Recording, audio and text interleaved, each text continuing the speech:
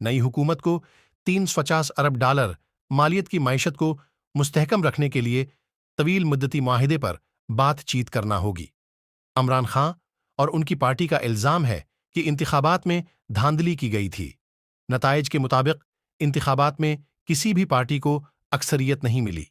عمران خان کے حمایت یافتہ امیدواروں نے سب سے زیادہ نشستیں حاصل کیں، لیکن ان کی حریف جماعتوں کے اتحاد کے پاس زیادہ نشستیں ہیں اور وہ اگلی حکومت بنانے کی پوزیشن میں ہیں۔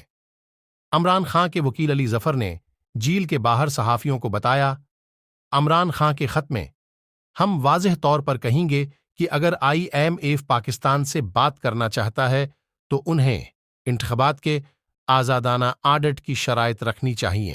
پاکستان کا الیکشن کمیشن بڑے پیمانے پر دھاندلی کی تردید کرتا ہے اور بے ضابطگیوں کا الزام لگانے والے مختلف درخواست دہندگان کی شکایات کی سماعت کر رہا ہے۔